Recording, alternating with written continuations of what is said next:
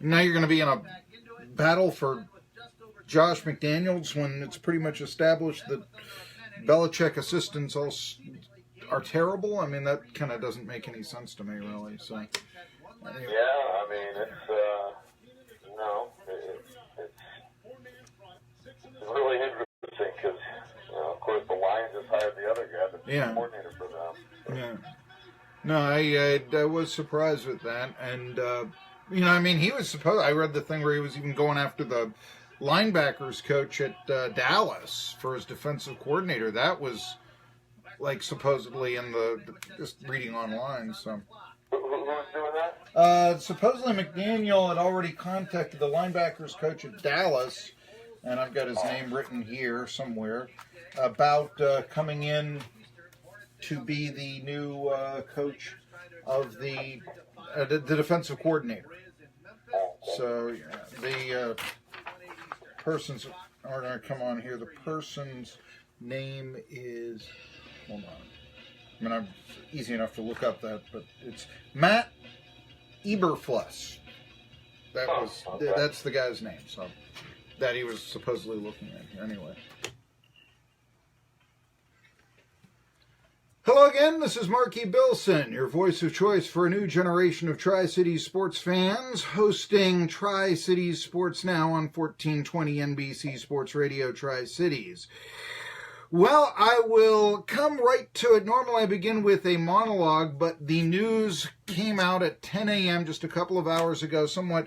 I was very surprised. Mike Mularkey is now out as the head coach of the Tennessee Titans.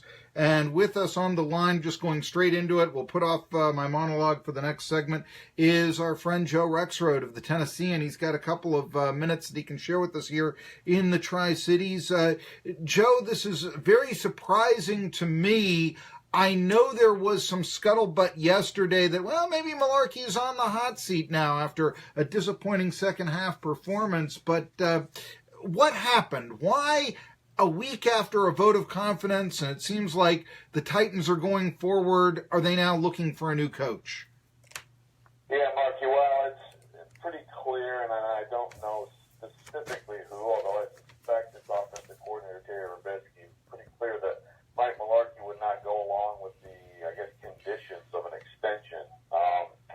And, I don't know if I guess now, as this has settled in, it makes more and more sense.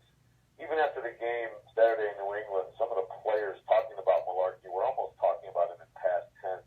But I think the big moment is going back to the game at Kansas City, and they had just won. It was 2 straight weeks that we had seen NFL Network reports that the Titans were, basically going to fire him if he lost and go after Josh McDaniels. And I asked him after that game if he felt safe with his job going to the game, and he said he didn't have the support to feel safe, and so he the words of that comment, to make that public, to me, I think spoke of some kind of fracturing between Mularkey and upper management.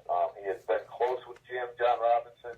He has had a good relationship with controlling owner Amy Adams-Strunk, but, when there's tension about the job you're doing, and he was always going to be the fall guy if things went wrong, as the interim coach who, then got the full-time job, writing has been on the wall. You just figured with the win, it's like, how could you possibly fire the guy? But clearly, the offense distressed them enough this year to at least ask him to make some kind of changes, and the fact that he didn't, I believe, was, led to his demise. And, Terry Rubisky and Mularkey go back with the Atlanta Falcons when they were both coaching under ETSU's Mike Smith. But let me just ask you, normally when a coach takes over a team that was 5-27 and really maybe the most anonymous franchise in the entire NFL and leads them to the playoffs with a really nice quarterback, running back combo, the fans are excited and the extension is offered. Why couldn't Mularkey be a popular man when he turned the franchise around? It's a good question. I think first of all, there are some fans who are from the start against him and would not change for 2 reasons. One, the interim situation, as I mentioned. Whenever there's an interim hire, and especially at that time, fans looked at that as, well, it's the absentee ownership from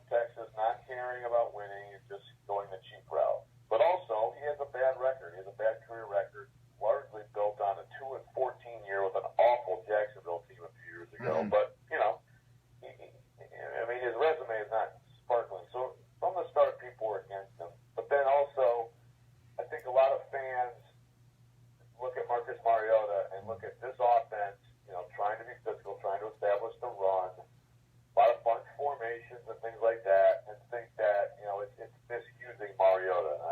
I've been arguing against that opinion, for 2 years really, but I can't argue that the offense was bad this year. I think there's a lot of factors, and I think you have to look at the coaches, of course. I'm not saying they're free of blame at all, but I don't think it's as simple as bring in a hotshot offensive guy and it'll fix everything. But that's, fans right now, I think, for the most part, are pretty happy about this.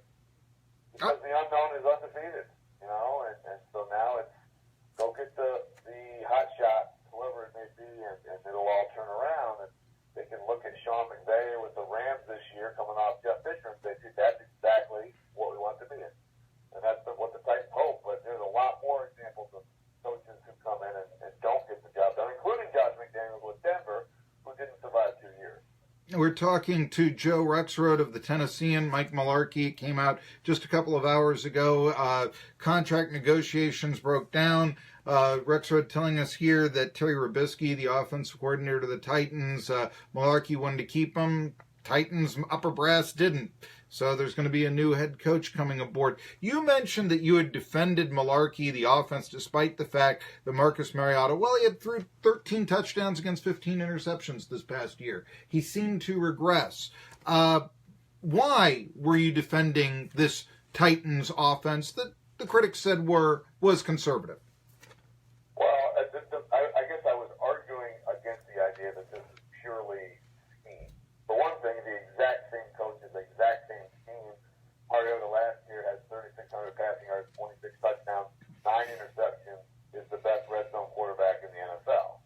The exact same stuff, and he did that. This year, so what changed what you look at now? I've heard the argument, the NFL figured out the offense. Well, I just don't buy that at all. I think they already had the offense figured out.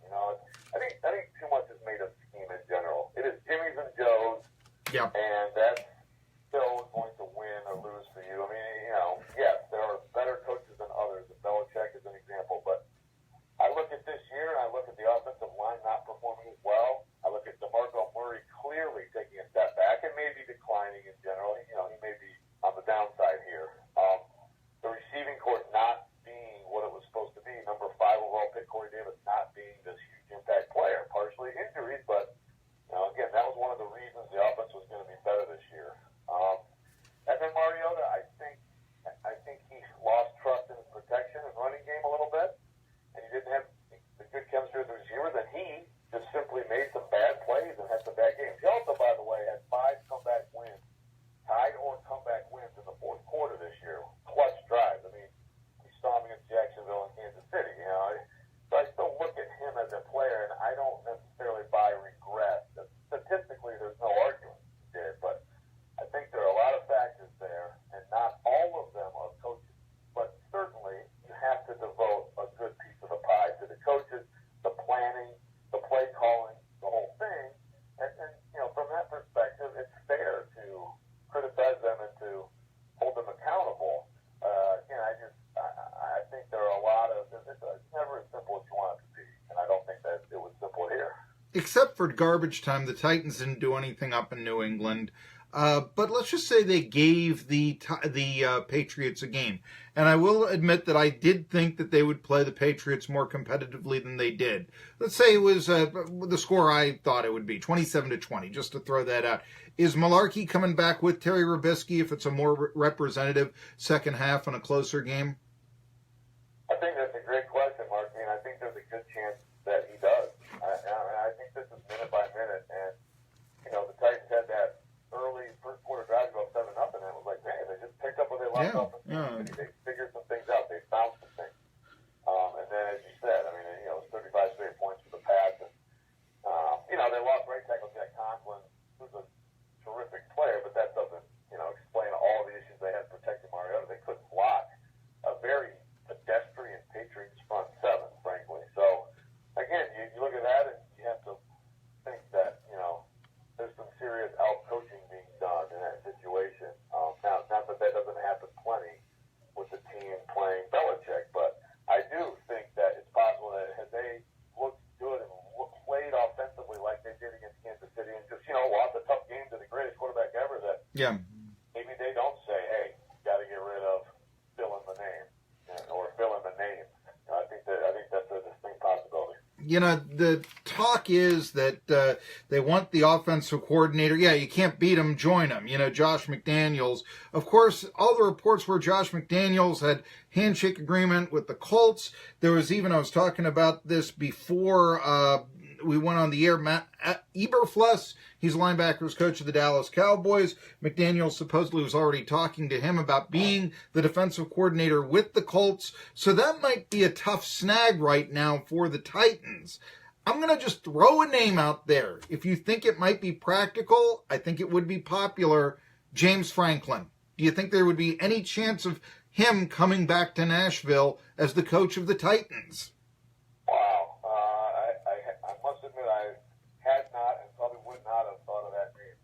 Boy, I don't know. Franklin, to me, James Franklin, the absolute, by far, best attribute of him as a coach, far beyond anything else, is as a recruiter. He's an incredible recruiter. Sure. Of course, it's irrelevant in the NFL. I don't know how well regarded he is as a coach on the sideline. So I don't know. It's outside the box. I guess anything would be possible. I think that McDaniels, I don't know. I guess if he has a handshake agreement, then that's that. But of course, they've had one interview. They cannot have a second interview with him until a week from today. The Titans cannot interview him at all until a week from today. But if someone told me that he and John Robinson had some talks on some burner phones in the last few weeks, I wouldn't be surprised. I mean, they're friends. They've worked together for years and years. And so, to me, I always thought that if this went down and Mularkey lost the job, I would have to think McDaniels would be, if not lined up, a very strong possibility. So maybe this will turn into a Titans-Colts battle. And if it does, McDaniels, it's Andrew Luck versus Mariota. I think most people would pick Luck. But it's also, working with John Robinson and how much of a lure is that. And the overall roster, I think, with the Titans is definitely better than the Colts' overall roster. So this is going to get very interesting. I'd be surprised if this is just fire Mularkey and let's just go find a coach. I've got to think that McDaniels is going to at least, interview here and then have a pick. He's Joe Rexrode. He's in the know. He's the columnist for the Tennessean. Mike Mularkey out as the Titans coach following their 21-point loss to the Patriots on Saturday. Joe, it's always a pleasure. Thank you for coming on short notice. I'm going to tell you about another coach named Mike that I'm not too happy about. In fact, I kind of think he's a worse coach than Mike Mularkey. Tri-City Sports Now coming back after this. You're welcome. Thank you on the short notice. I do appreciate. Bye-bye. Okay.